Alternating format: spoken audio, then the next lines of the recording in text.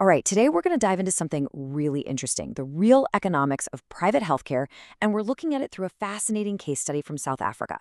But we're not just going to stop at the problem. We're also going to explore a pretty radical new vision for what healing could actually look like. So, you've heard this one before, right? It's a really common narrative. We hear it in the media, we talk about it, the idea that private healthcare is so expensive because doctors are just charging way too much. And on the surface, it kind of makes sense. But what if that whole story is missing the point entirely? Well, when you actually dig into the analysis from people inside the industry, it turns out that story isn't just a little bit off, it's completely backwards. The real story isn't about doctors getting rich, it's about a slow, relentless financial squeeze. Okay, so let's get into it. Let's break down this dilemma. What is really going on behind the scenes for a doctor in private practice? This slide just leads it out so clearly, doesn't it? On one side, you've got the narrative we all know. Doctors' fees are high, so they must be getting richer. But the reality is that for many of them, their income, in real terms, is actually shrinking. The gap between what it costs to run a modern practice and what they get paid just keeps getting wider every single year. And look, this isn't just a small problem. The source material is really clear on this. What might be a small funding gap in year 1 turns into a massive structural problem by year 5. And by year 10, it's literally an existential threat to the survival of the practice. We're talking about businesses on the brink of collapse.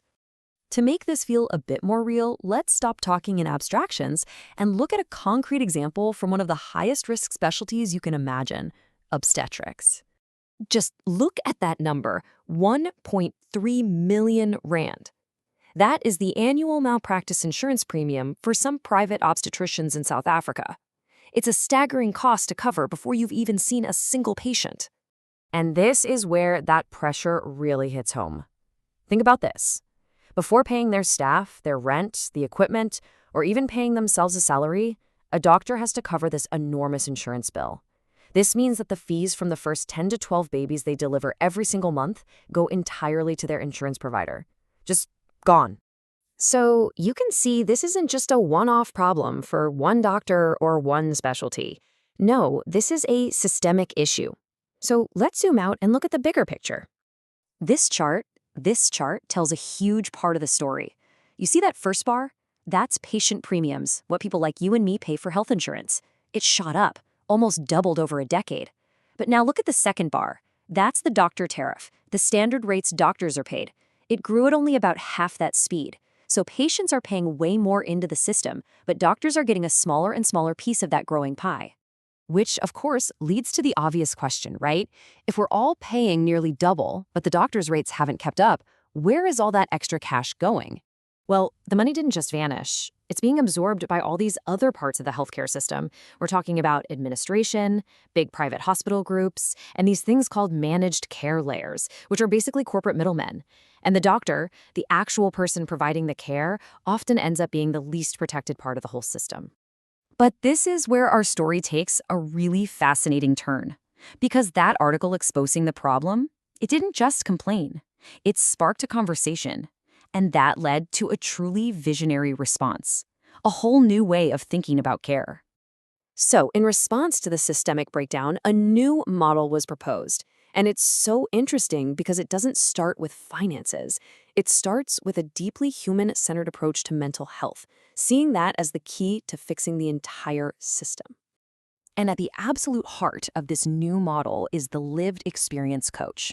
Now, this isn't a traditional therapist. This is someone who has been through their own recovery journey and is professionally trained to use that unique insight to build real trust and guide others. The approach is built on this holistic 3-part model. It recognizes that it's not enough to just heal the body's biology or educate the mind. To create lasting change, you have to address the social environment the person is going back to.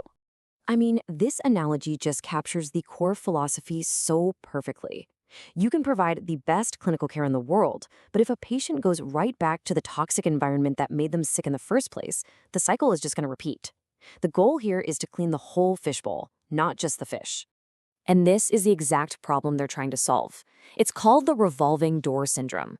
In a lot of systems, a patient's insurance might renew each year, which allows them to go back to rehab. But if the root causes in their life aren't fixed, they just end up back again the next year. It's a costly and totally ineffective cycle. What's so powerful about this vision is its philosophy.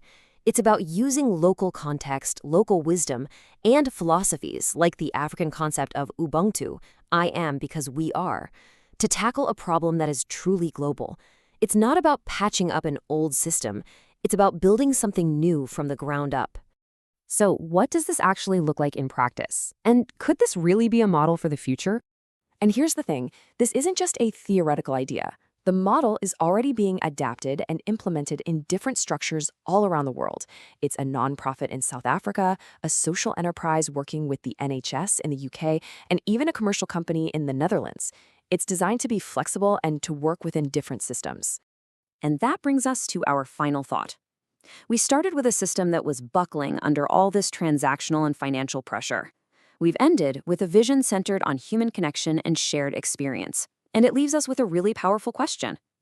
What if the key to building a more sustainable and effective healthcare system lies not in spreadsheets, but in stories?